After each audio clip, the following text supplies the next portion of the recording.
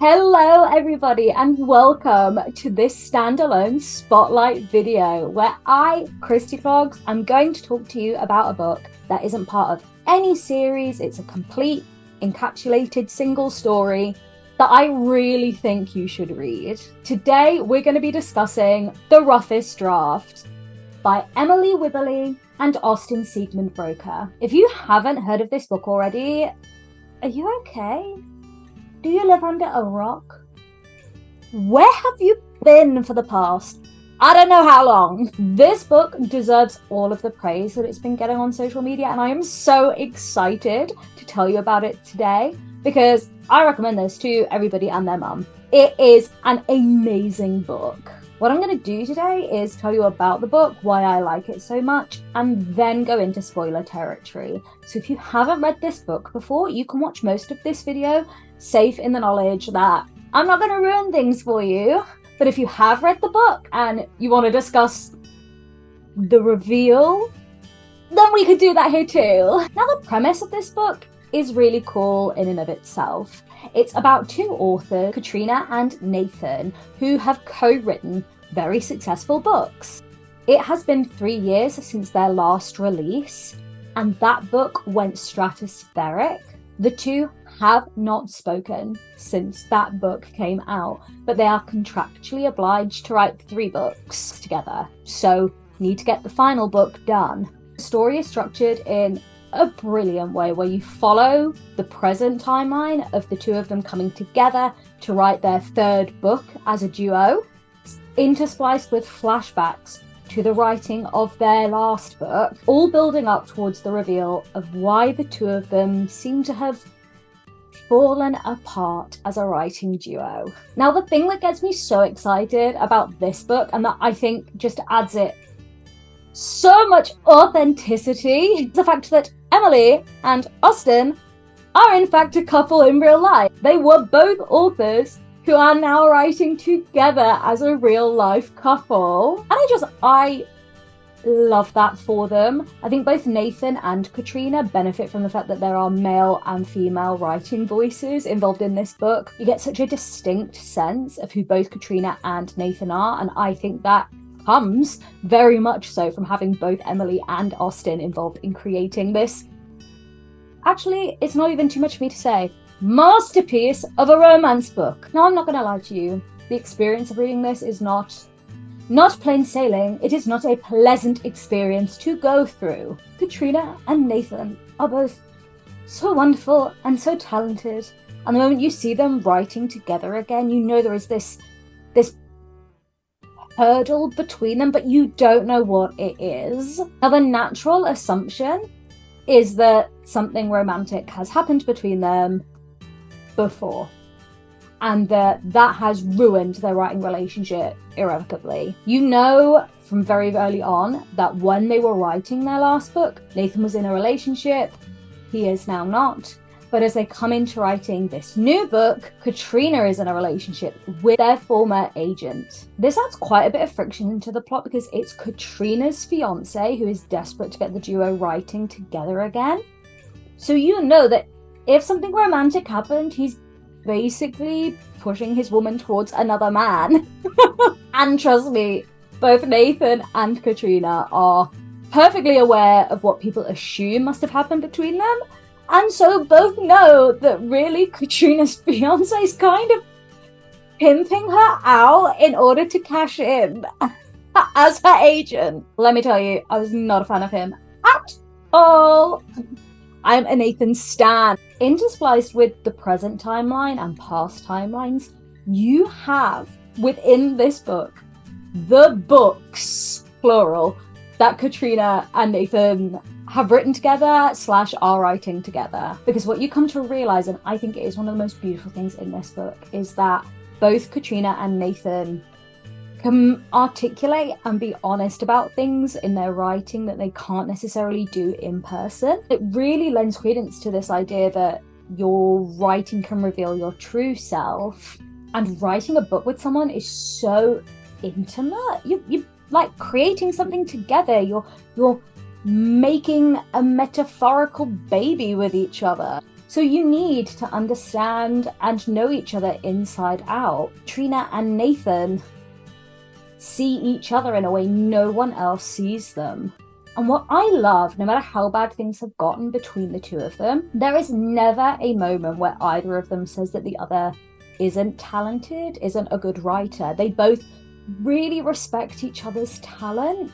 Honestly, the angst, the pain, the anger and the hurt that pretty much starts from the very beginning of this book does not let up at all. It's such a roller coaster.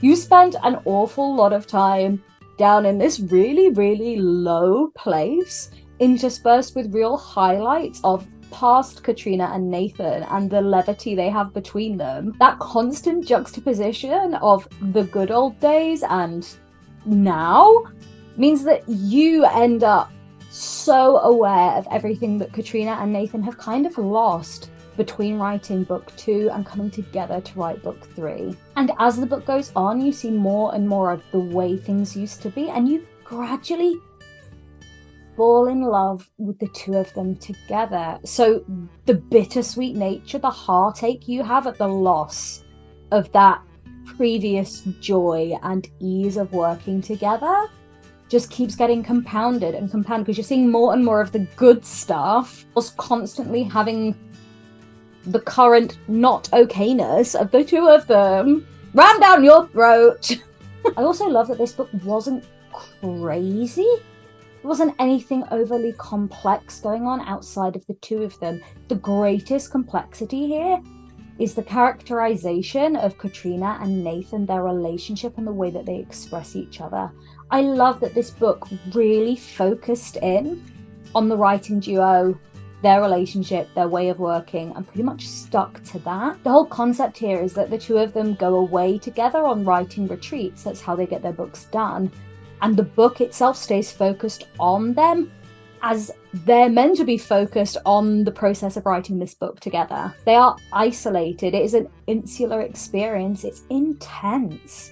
And that means that this book doesn't deviate focus. It gives so much depth to its main characters, to this, what I'm sure many people would say is an inherently simple plot that is simply layered over and over again, both with the fictional story that they are writing and then their own story in the past. Not a lot of time takes place in this book from beginning to end. It's as long as it takes them to write this book together. But that's extended and built upon until you are essentially realizing 3 times as many things have happened, even though in actuality only one timeline is being followed right now.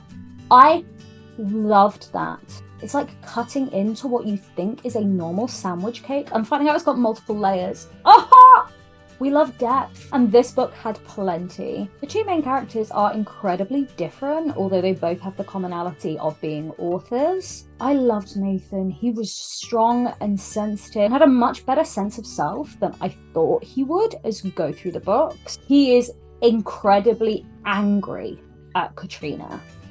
And when you eventually get to the reveal, I kind of get why. Let's just say he is, of the two, a far more confident figure, and he cottons on a lot faster to the things that he wants. He is assertive, he makes decisions. He is quite often the driving powerhouse between the two of them. However, as is made very clear from the beginning of the book, Katrina holds ultimate decision-making power between the two of them. It is on Katrina's say-so and with Katrina's permission that they come back together to write their 3rd book. The powers are literally put in Katrina's hands from the get-go, and as you're exposed to more of their personalities, it seems unusual, but as you come to understand their relationship and their dynamic, because Nathan is a strong, assertive man who respects Katrina and her talent a lot, an important part of their relationship is him making space for and allowing for her to actually be the decision maker in their relationship. Does that always work out, and does he maybe regret it at times? Sure. It's the sign of a very strong man who lets the woman in his life shine, and it made me like Nathan so much more. Every time I came to that realization of, yeah, he's letting her lead, I loved him for that, because he very easily, and lots of male characters would not have done that for their female counterpart, but he truly does view them as partners, as equals. He respects her so much and her talent, and it helps make everything so bittersweet and angsty, because it is Katrina who arguably has the most to overcome. Nathan has a lot of resentment, a lot of anger that he has to move through in the present timeline, but Katrina is the one of the two who really is dealing with imposter syndrome. And that lack of security in terms of her own appreciation of her talent, this feeling that she doesn't deserve the success she's had to date, is permeating out and affecting not only her relationship with her fiancé, her relationship with her work, but also her relationship with Nathan, in both the past and the present. If I were to say the central conflict and arc of this book, it is about Katrina appreciating that she does deserve good things in her life. And unsurprisingly, I consider Nathan to be one of those good things. And I love the fact that Katrina's worries and insecurities, they weren't overblown. I totally understood where she was coming from, as frustrating as it was, because I was so deeply aligned with Nathan's wants and needs. I completely understood and felt that everything she said and did was kind of justified. Did I hate with the fire of 1,000 suns what Katrina does in the past timeline? Yes. But then I also love what Katrina does in the present timeline. So good on Katrina. It's really about her. And I loved that. So to wrap up the non-spoiler section of this book, this is brilliant. I cannot recommend it to you enough. It is a perfect romance novel. And it is the kind of story every reader, every bookish person is going to adore. Because alongside showing this wonderful relationship with two incredibly talented main characters that's incredibly well written, it's the story of writing something truly amazing. It's about the creative process, the making of a book. And I loved that. Of all the bookish books I've read that are about authors or writers or bookshop owners, this is the best. And I do not say that lightly. I love that genre and kind of book. This is a 10 out of 10 romance book on its own, but an absolute 10 out of 10 bookish romance. Now it's time for spoilers. Consider yourself warned. Guys, the reveal in this book. Oh, I loved it and I hated it. I loved it because it was so well executed. It was so well done. It felt inevitable as the story was building to it. It was also so close to assumptions you'd made straight from the get-go that you got some sense of validation of, well, I knew it was gonna be this, but also this sense of, they still got me because it wasn't this. And I'm talking, of course, about why the duo split up. Watching Katrina and Nathan fall in love in the flashbacks, honestly, was perfection. Absolute perfection. I would not change a thing about it. The fact that their love is built on mutual respect, just 10 out of 10. 10 out of 10. And I loved the exposing of their deeper emotions, their thoughts, their wants to each other through their writing. Some of it was so good.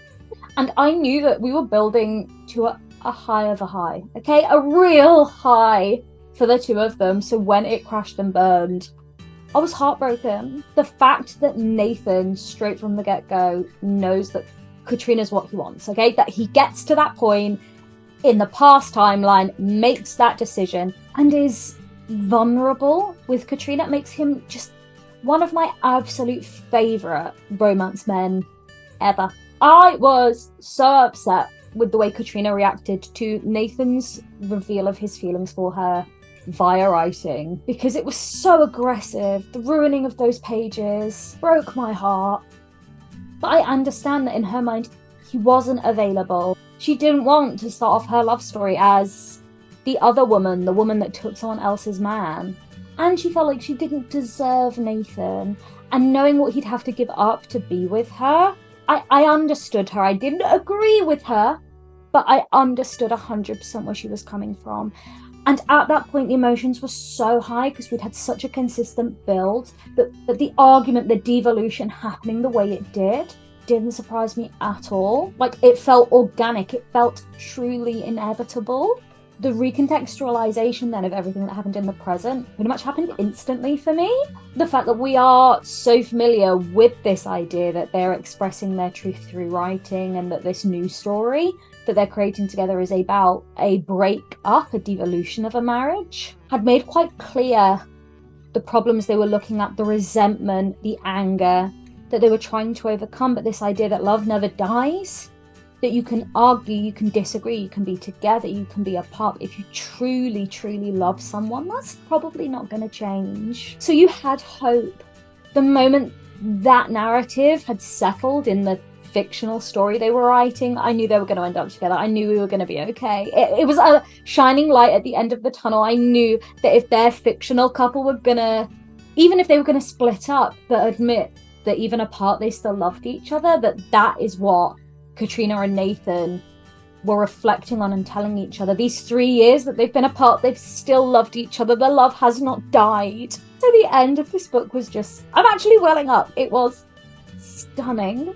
I wanted the best for Katrina. I wanted the best for Nathan. And the fact that this whole story then ends up being about, is Katrina willing to make the jump, take the plunge? And the way she does it in the interview, oh, absolute girl boss. Talk about rising from the ashes. In my mind, they were just such a brilliant pair.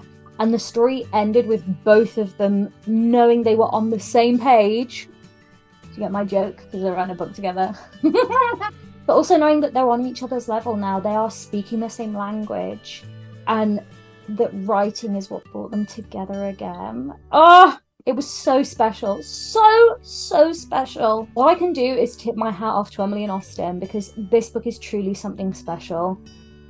I cannot encourage people to read it enough. I tell everyone this is one of the best romance novels I've ever read. And honestly, people who read it and don't like it, I can't understand. I cannot understand. I find no faults with this book at all. I loved Nathan. I loved Katrina. I loved the setting, I loved the plot, and I loved the writing style. Honestly, I hope Emily and Austin write more books together. This was transcendent. So, if you can, please give this a read. If you've read it already, let me know if you feel the same way I do, because I love this book so much.